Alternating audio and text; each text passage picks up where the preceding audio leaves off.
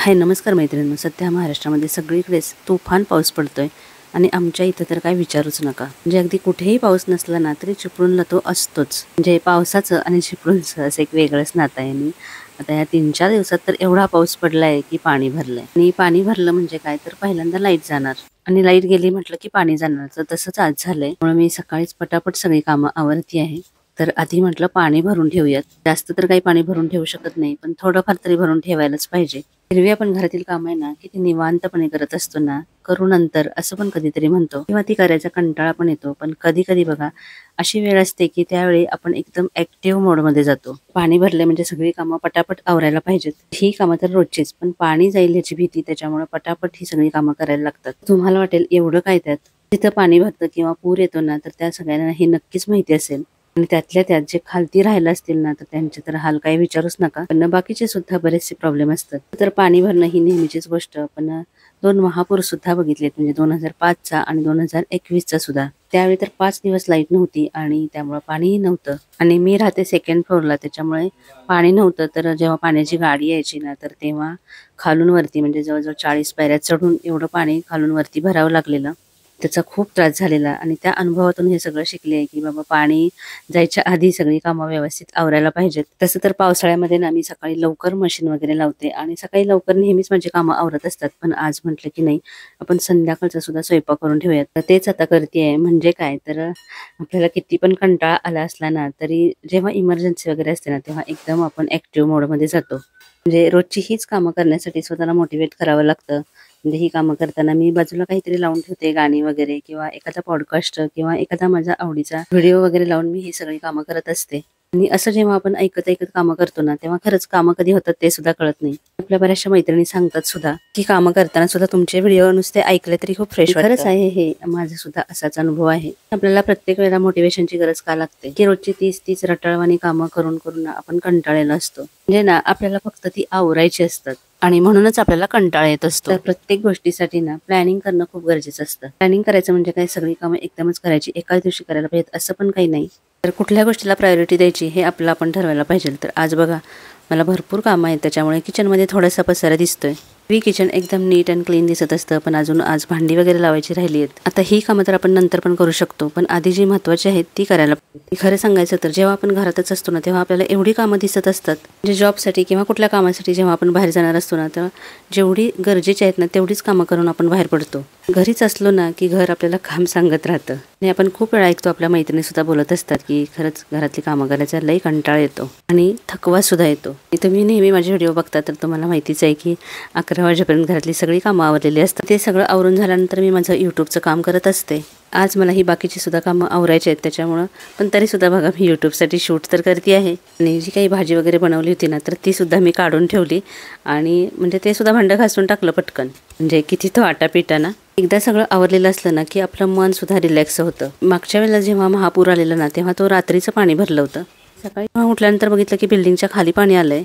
काही न विचार करता आधी पाणी भरायला पाहिजे हे समजलं, पटकन पाणी भरायला गेले आणि 1-2 भांडी भरेपर्यंत पाणी गेलं सुद्धा, कारण की लाईट तर ऑलरेडी गेलेली होती। त्या अनुभवामुळे जेव्हा कधी पाणी भरेल असं वाटतं तेव्हा ही सगळी कामं आधी करून ठेवते।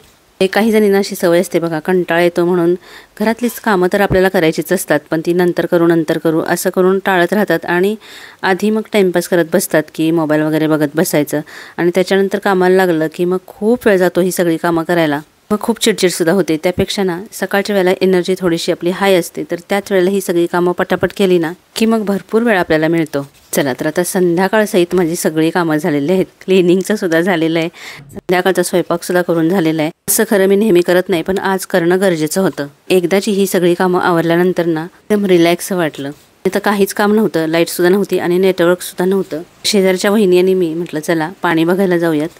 मग आम्ही दोघी पाणी बघायला निघालो, अगदी लहान मुलांसारखं। पण आता घरात बसून तरी काय करायचं होतं आणि असं बाहेर फिरून आलं की फ्रेश वाटतं। मग आम्ही चालत चालत असंच हायवेला आलो, तर हा जो मेन हायवे होता तोच बंद झालेला, तिथंच पाणी आलेलं आणि बरीचशी लोक सुद्धा आलेली पाणी बघायला। पण खरंच ज्यांच्या घरामध्ये दुकानांमध्ये असं पाणी जात असेल त्यांना किती त्रास ना।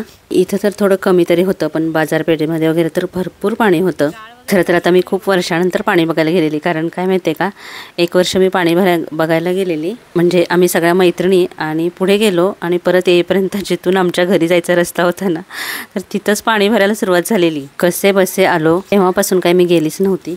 पण आता आहे ना, पावसाचा जोर पण कमी झालेला, त्याच्यामुळे हळूहळू पाणी उतरायला सुद्धा लागलं. बरं झालं, याच्यापेक्षा जास्ती पाणी काही वाढलं नाही. नंतर निघालो तिथून लगेचच आणि येता येता एक भाजीचं दुकान दिसलं. भाजी नको म्हटलं, पण एवढी चांगली भाजी बघितल्यानंतर आपणा बायकांना राहतं का, मग घेतली आम्ही दोघींनी पण थोडीशी भाजी.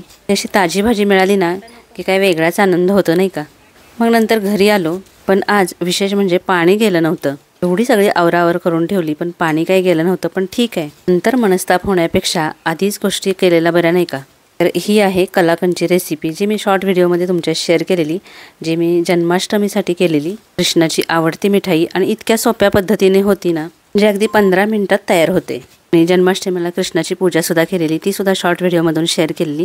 तर त्यासाठी छान अशी तयार पण झालेली, ते दुसऱ्या व्हिडिओमधून शेअर करेन तुमच्याशी. तर आता तुम्हाला हे करताना दिसले असतील की मी बांगड्या खूप सुंदर घातलेत. आणि असं जेव्हा आपण घरातच जरी असलो ना तरी छान असं तयार होतो ना, तेव्हा खरंच आपल्याला सुद्धा ते काम करण्यासाठी ना एक फ्रेशनेस येतो. म्हणजे अगदी बघा, प्रत्येकजण त्याच्या त्याच्या कामावरती जाताना छान तयार वगैरे होऊन जात असतं.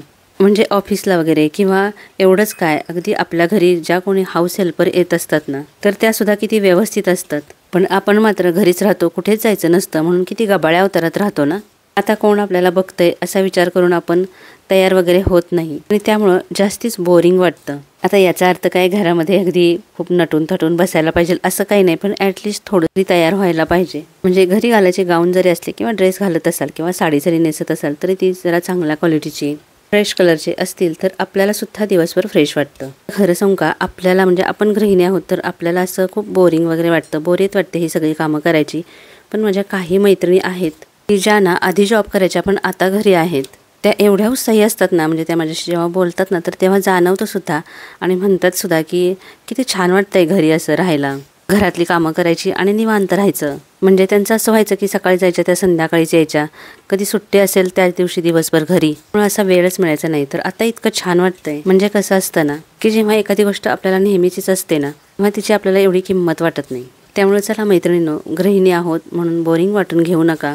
घरातली 30 कामं कंटाळवाणेपणे न करता अशी आनंदाने केली तर गृहिणी पण हे बोरिंग वाटणार नाही, तर गृहिणी पण हे एन्जॉय करूयात. तर आता ही कलाकंदची रेसिपी आहे ती तर तुम्हाला आता समजलीच असेल, एकदम सोपी आहे. काय करायचं आहे, अर्धा लिटर दूध घेतलं, थोडंसं आटवलं, त्याच्यामध्ये तुमच्या आवडीनुसार साखर टाका. त्याच्यानंतर त्याच्यामध्ये 100 ग्रॅम पनीर आहे ते असं बारीक करून टाकलं आणि पुन्हा ते असं आटवायचं आहे आणि इथपर्यंत आटवायचं की त्याच्यातला पाण्याचा अंश निघून गेला पाहिजे. त्याच्यानंतर आता मी इथं एका काचेच्या बाउलमध्ये काढलंय, मी डिशमध्ये सुद्धा काढू शकता. काही भांडं घाल, त्याला खाली तूप लावा, त्याच्यावरती हे मिश्रण टाका आणि थोडंसं थंड झाल्यानंतर अशा वड्या पाडा आणि एक अर्धा तास असंच थंड होऊ द्यात. आपोआप त्याच्या छान अशा वड्या पडतात.